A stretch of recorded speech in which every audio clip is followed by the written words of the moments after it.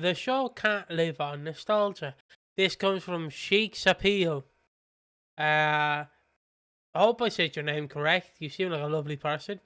This is going to be EastEnders to stop nostalgia baiting. Obviously, I will read what they say first, and then obviously, as the video goes on, we will detail ours. There might be a wrestling reference in there. There might be a movie reference, so forth, so forth. But let's just read it. In one of many recent "which character would you bring back" threads, I saw a comment that really resonated with me. Someone said they didn't want returning or even new characters, they wanted better writing.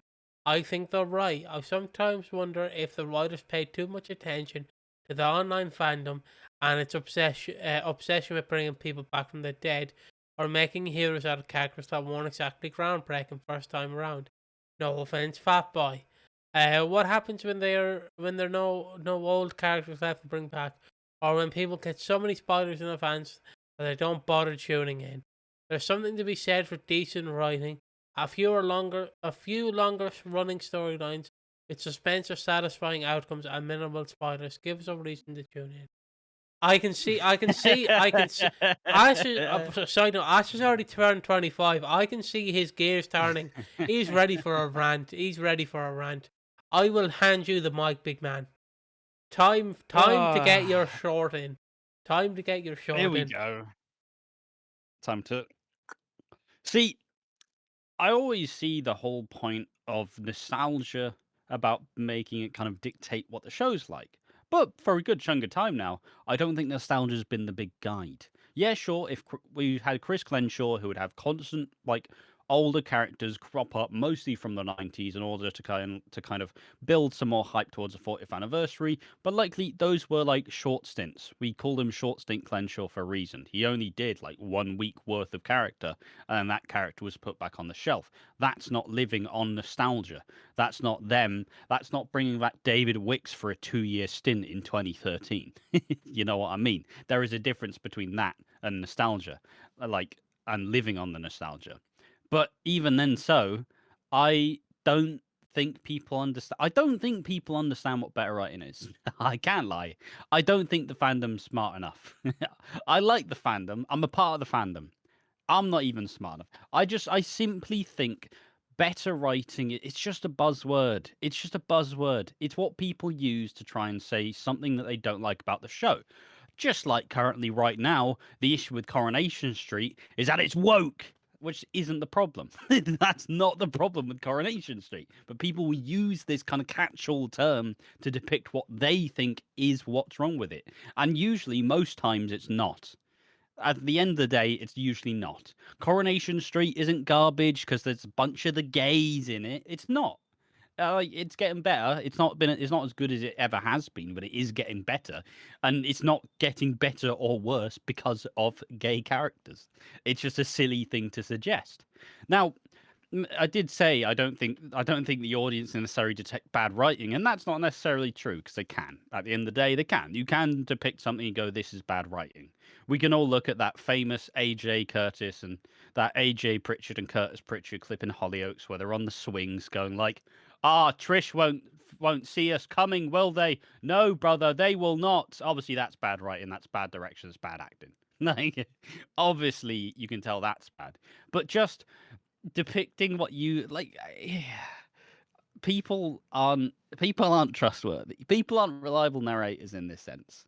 They will just pick something and just lambast it with a term that doesn't fit. Because I don't think I don't think Ben Wadey's writing has been great. I think there's been a lot of good substance. I think there's been a lot of good direction. I think there's a lot of intriguing angles that he's taken things. I like how he's rebuilding the Slaters, and I like how he's, kind of, as Stacey is departing, he's bringing in what he will probably have as his main cast. Let's be real, the leading characters, just like Chris Clenshaw had Cindy, and who else? Like the Knights, Yeah, just as those and Linda, those were kind of the main characters of his era. And let's be real, Zoe, Max, probably Ben Mitchell when he's back, they're going to be guiding a lot of the attention throughout. And I think that's what every producer's allowed to do. You rebuild it in the image that you want to show. And this is the image that Ben Wadey wants. And there's just a lot of things I view as wrong in this statement, honestly. Like, really resonated with me. Some people don't want returning of new characters; they want better writing. Yeah, but a lot of people do want older characters back.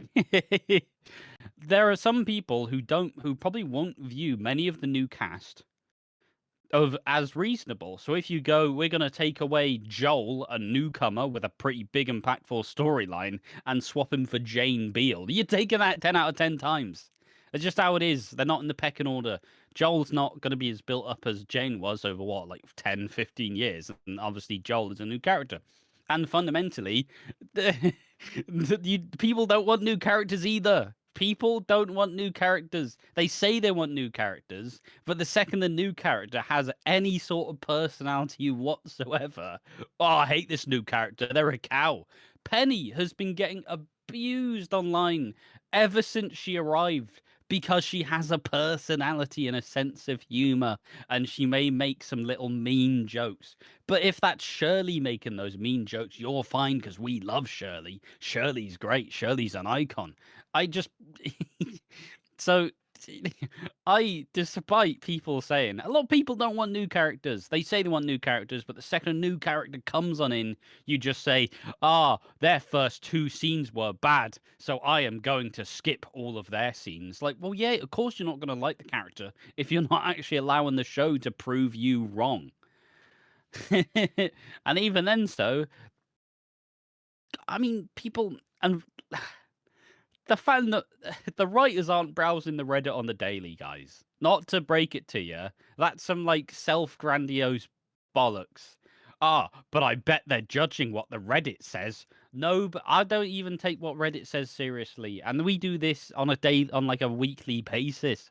For crying out loud, like the Reddit is a cesspool. So's Twitter.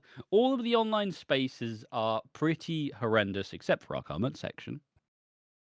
But most other places are bitter fans lamenting that the show's not as good as it used to be. And every fan is allowed to have their take. I have tons of takes similar to this about current shows going on. But it's once again the obsession with bringing characters back from the dead. It's only brought Cindy back in the last Cindy was brought back in 2023. Kathy was brought back in 2015. Jen was brought back in, 2003, 2004? 2003. 2003. That's 3 characters. And yeah, sure, maybe there'll be like 1 or 2 characters who technically died off screen that were brought back, but fundamentally there's 3. There's 3 characters. Obsession. Technically, if I need to speak on this to chime in, from memory, Den was the only death alluded to that was actually shown. Kathy dies off screen and Cindy dies off screen, so their death didn't even happen in the show. Where I would understand this debate, because people keep hitting me over the fucking head with it, is if it's Ronnie and Roxy, because we've seen Ronnie and Roxy's body. We've seen them in the morgue. We see them, I forget what it's called. We've seen them in the place. Cindy died off screen. She died, it's alluded as she died giving birth. But, again, if it's off screen, does it really fucking matter? Because this debate makes no sense. Den, I understand, because Den was shot in a canal. His death was never shown, but he was shot in a canal. Understandable. Cindy is alluded to die off screen. She's alluded to, which gives you freedom over how many years you want to. She is alluded to dying. And also with Kathy, again, alluded to, because they say she was in Africa and she was killed. That is it. They don't go, she was in a gruesome attack by a grizzly bear. No, not a grizzly bear. A lion. She was mauled to death. They just say she died. Which, yes, it's a cop-out, but you can still bring them back because it's an off-screen death, which means they could literally... I don't want to say it's again a prank phone call. You get room to breathe, right? You get room to breathe if they died off screen. I don't want to say it's like getting a prank phone call, but it is like getting a prank phone call in a sense. Where it's like, your wife has cancer, John. I'm only messing though. I'm only messing. She's fine. She's perfectly fine. She's here in Australia, having a lovely time with me, having sex all the time. But like, Aha, enjoy your last days. But like, I don't understand this debate. Ronnie and Roxy again, when they're brought back, it's not if they're brought back. When they're brought back, I will understand the online criticism. I will understand that because you have people who view this as realism, and they feel like their intelligence is being laughed at because they've seen them being buried, they've seen them die, they've seen them in the morgue. But again, you've never seen Cindy's dead body. You've never seen Kathy's dead body. I don't even think you've seen Dent's fucking dead body. I think they just got Uh, around the block. they technically made Sharon identify him, but it was implied. You didn't see it, Yeah. and it was later on. But I think it's just kind of there's no obsession like you joke and say bring Abby back, but like nobody's really the EastEnders writers aren't bringing Abby Brannon back from the dead. No. At the end of the day, they're not bringing back Fat Boy. They're not bringing back half these characters that people would want. They're not bringing back Michael Moon. Not bringing back Derek Brannon. They're not. But the Ronnie and Roxy one you can understand simply because it's basically rectifying a mistake that everybody has since went, yeah, that was a dumb idea. Yeah. But And continuing, oh no, sorry. I just sorry to. And my problem with nostalgia baiting, there's a difference. There is a difference that people need to realize. Nostalgia baiting is what people like Disney do, or these big money corporations, where it's like, you remember the Lion King? Yeah, I was born after it, but I remember it. Would you like it in live action? No, I wouldn't. You said yes, you would. I said no, I wouldn't. Well, you're fucking getting it. It's like Frozen is getting a third movie and then a live action adaptation. Frozen's only been around for 15 years by this point. But and that's gonna fucking live action remake by 2030 when I'll be in my 30s and people who remember it will be in their 20s. Like that's nostalgia baiting. Nostalgia baiting is not pushing Max Brannon back. You can bring these characters back. Nostalgia baiting would be if you brought them back, put them at the forefront of your TV show, and use them as the Lightbringer. Don't know why he's Linkara, but use them as the Lightbringer and like push them to the front. Like the only character you can make this argument for, hold on, is Zoe. But even then, Zoe was gone for 20 years. So you can understand the writers chomping at the bit to use her because she's been gone for 20 years. There's 20 years of material you can do there. Sure, there was brief mentions in like 2015 where Kat was like, just gonna nip out to the shops, gonna see Zoe back in a few hours. Stuff like that where she was like going abroad to see Zoe. Sure, there was glimpses of that, but it was never seen, which makes the room more palatable to breathe, where you can go, well, she did this in '06, she did this in '09, she did this in 2015, so forth, so forth. You can like build and add characters to it, and also build this character back up because she hasn't again been seen in 20 years. Max hasn't been seen in 4 years. There's not much you can really do in Max's like return. You can't, well, 3 years because he left in 2022 or 2021. There's not much you can really do except expand on what he did in those missing years. And I understand it, but also Ben Mitchell is coming back. A character I hadn't seen it in a year. Is that nostalgia bait? No, because he's a fairly recent character. The only character I can make this like the only character I can make for this debate is Zoe, because Zoe hadn't been seen in 20 years. But even then, using nostalgia bait is a fairly weird term because it works when you're talking about like, oh, they're making a new Naked Gun. Okay, that's nostalgia bait. Oh, they're making a new scary movie. Nostalgia bait, I understand. Because I even think in the Scary Movie 6 they are bringing back the iconic Scream guy from Scary Movie 1. The guy who does, what's up? That guy. Yeah. That's nostalgia baiting. But again, Max hasn't been seen in 3 years. Ben hasn't been seen in a year.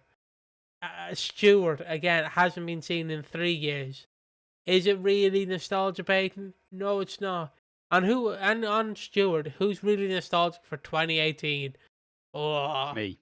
okay, okay. No, Apart from and the Ash, part of me that hates myself. I somewhat agree with this though. Like, it's a thing where I think because in a sense, you bring back Max, Zoe, and Ben Mitchell. You bring back three characters of three different generations, and you go, "Hey, these are characters you used to like." But like, if you were to do it for fully nostalgia baiting, you just have them not change. And like, yeah, sure, Max probably hasn't changed that much. Zoe hasn't. Zoe has changed a lot, and I assume Ben Mitchell isn't going to change that much.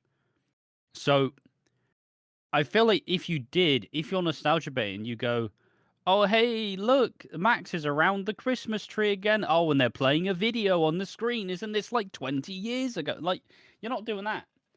But like, I suppose the difference, right, is Chris Glenshaw was somewhat nostalgia baiting, but for a purpose of the 40th anniversary. Yes. So those returns were to build up, hey, look at all this cool history we have. And Ben Wadey's approach is slightly different. Ben Wadey is bringing back these characters that are probably going to be a really big part of the era. And like, I don't think, yeah, sure, you may be baited in by the nostalgia, but this isn't the same Max he was who left. This isn't the same Zoe we saw who left. This is probably the same Ben Mitchell we saw when he left. But he only left a year ago. So, like, I don't think. I don't know. It's just kind of. It's bizarre to me. I like. It's once again. It's used as like a buzzword to say, "Oh, they're just bringing back the old fossils back." Like, yeah, but they do serve a purpose, though. Like, if you basically, it's if you went, hey, Angie Watts is actually back from the dead, guys. Look at this, Angie Watts is back. Oh, she's gonna have 2 scenes every other 3 weeks, and it's just gonna say nothing. That is nostalgia baiting. You're being, hey, Angie's back, guys. She's back. Oh, and she does nothing anymore. Like that would be ridiculous. But like within reason, I think it's perfectly fine. What happens when there are no old characters left to bring back? Guys, we introduce so many new characters every year. What do you're never gonna run out of EastEnders characters to bring. How many characters do you reckon there are? They've killed off roughly 250 to 300 characters over 40 years. Like on screen deaths or like told on screen. How many characters do you reckon how many new characters do you reckon they make every year? You They usually know, bring in a big family most years. Like you're never gonna run out of characters, guys. You will if you keep killing off the prominent ones. But we've not really seen. God, this may be a bit of a stretch. With the exceptions of like Martin and Lola and characters like those, we're not really in the business of killing off promising characters who are still yet to reach their potential. But like equally, you could argue Lola and Martin probably have. I mean, obviously, you could do Lola better, and you could probably have Martin be there for the next 30 years of his life if he wanted to stay, and they wanted him to be there. But like a lot of characters do just leave normally, right? I will say, like, they will never run out of characters to bring back. Because don't forget, in 20 years, we're going to get the return of Whitney with Todd. And that's going to be exciting, isn't it, guys? That's going to be. I was expecting a laugh from that, but fair enough. I thought that was a fun. Todd's coming back. It's such an obscure old reference to one of our old videos. Yeah, but yeah, you'll never run out of characters. Like in 10 years, they can bring back Gary and Minty. People still watch. Will it be as exciting as bringing back Cindy? No, but will people watch? Yeah.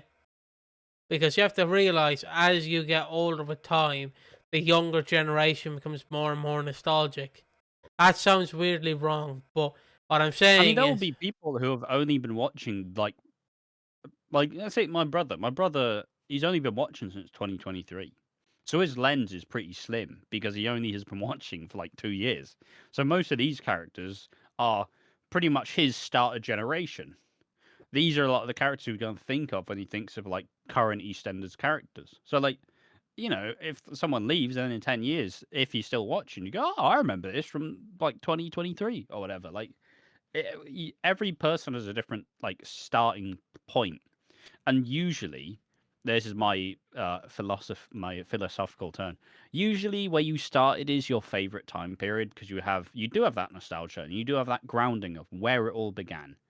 And a lot of it, if it is good, tends to kind of be your glance, your view, your purview into the soap world. Um, like as much as I mock 2018, it is where I started. So even if I kind of hate it and lament it now, I do still love some of the stuff that I watched in 2018. I do still look back at it. I still think Haley Slater was actually a fun cat. Well, fun. was a good character. Not fun, never fun. I do kind of miss asshole Ian. Like some of these things you do kind of miss. But yeah, um, and also like people saying that when people get so many spoilers in advance, yeah, but you also get the choice as to whether you click on this. You usually get the choice as to where to click on the spoilers, guys. Not gonna lie. It's Yeah, not. It's not, Garen. You don't have to read what's going on. Some people don't watch any spoilers or read any spoilers. We don't really look at the picture spoilers. We just kind of go, "Hey, is there a big new storyline announced? Boom, there we are. Here's the news video." But other than that, it's mostly just like plain sailing. Maybe we see a preview of an episode the day before. Um, and then they say finally, there's something to be said for decent writing, a few longer running storylines with suspense or satisfying outcomes, and minimal spoilers. Give us a reason to tune in. Yeah, but guys, a lot of you don't like long running storylines. These are the same people who, the second Zoe returned, it's like, oh, I just hate Zoe now. She's a massive bitch. And also, why doesn't she just reveal all of her secrets now? It's like, because we're building to it. No, no, no, no. But why does she keep saying that she has secrets but not saying them? Because we're building to it.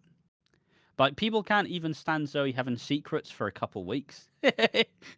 They're not like, and even the six, right? The six was a long storyline, right? From the flash forward to the outcome, it was like a good what, year and a half to 2 years, yeah, maybe even slightly more. And yes, admittedly, the aftermath of the six was bollocks, and the outcome was not particularly satisfying. I agree with that, but like. I don't know, guys. I don't like. You say you want this, but you don't want this. That's my take on this. The EastEnders fandom claims they want this beautifully handcrafted narrative that's going to change the world, but when they're given like a really strong storyline, there's just a reason to dislike it for no apparent reason.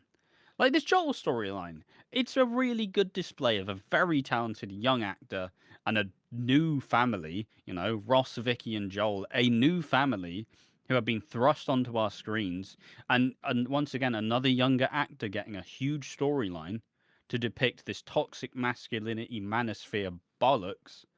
And a lot of people will just say, "I hate Joel anyways. He's gross." It's like, no, no, no. It's like, yes, but you're supposed to hate Joel. Therefore, you watch the stories, but you don't watch the stories. Like, nah, just hate him. Just hate him. It's terrible. Like, and this is this is a part of the problem, guys. Like, I don't even know what to say anymore.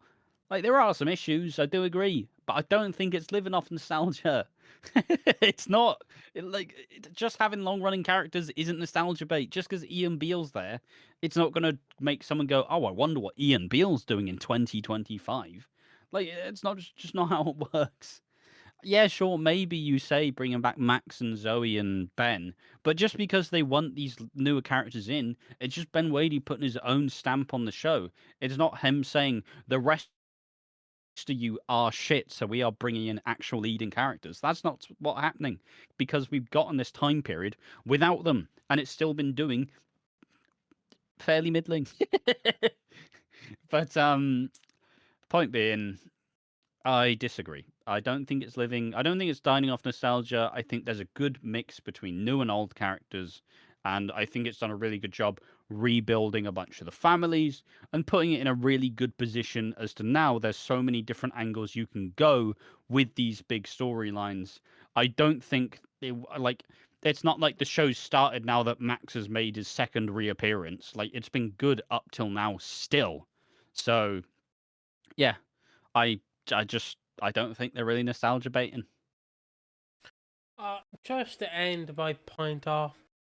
Alright, fine. Just to end my point off.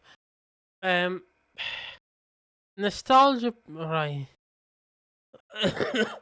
Gotta find the clear line of what you define nostalgia as, because again, for the past 15 years, in current media, the nostalgia has been the 90s.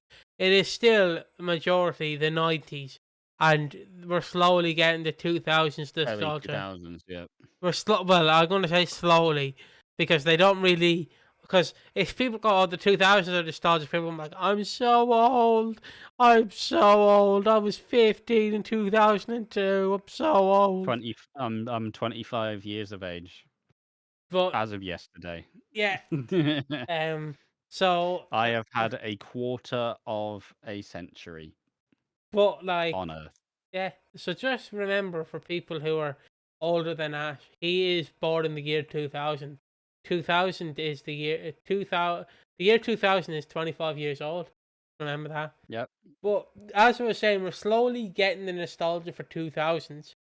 Obviously, I don't think mainstream will get it for another People 4. born in 2008 can be 17.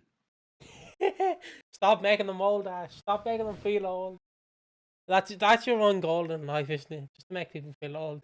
But as I was saying, we're slowly getting the 2000s nostalgia. I think give it 2 or 3 more years, we will fully embrace that the 2000s are nostalgic. Because, like, we're at the weird stage where it's like, it is, but it isn't, but it is. And what I listen to now is considered dad rock, like Blink 182 and Green Day, or butt rock with Creed. And you would slowly see, like, oh, fucking hell, oh. I mean, the turnaround on Nickelback has been crazy. Yeah, it's just like, this is considered nostalgic. This Spider-Man, if you don't know, this is Tobey Maguire's iteration of Spider-Man. The Sam Raimi Spider-Man are considered nostalgic now. Same with, and this is a more recent example, but it's still considered it.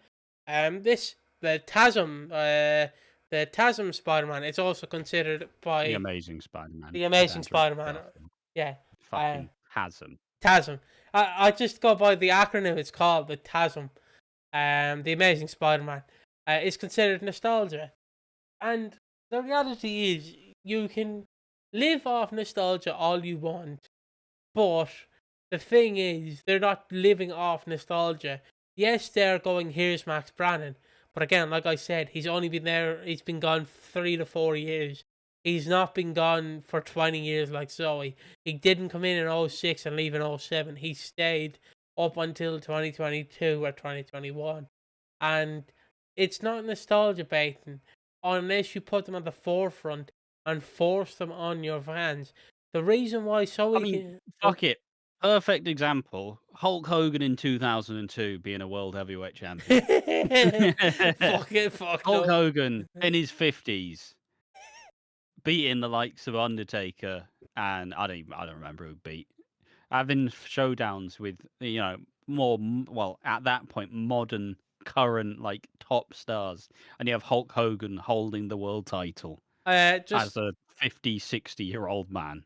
I just want to That's nostalgia baiting, because at that point you aren't developing the new stuff, because you are limiting the potential of it by having this old man in front of everything.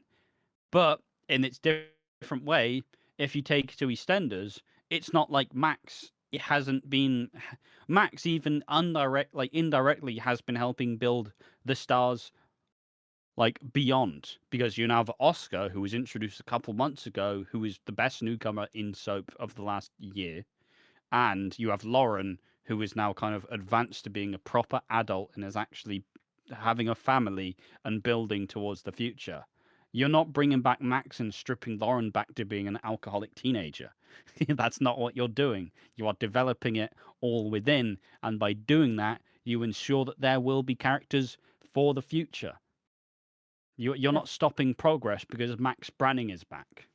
I will say, just because my inner nerd came out, Hulk Hogan is technically, because WWF changed to WWE, Hulk Hogan is technically he's considered the last WWF champion.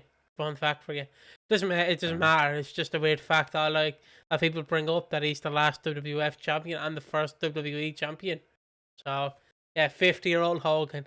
Oh, God, I don't want to watch that choke slam Undertaker kiss him ever again when he barely goes up.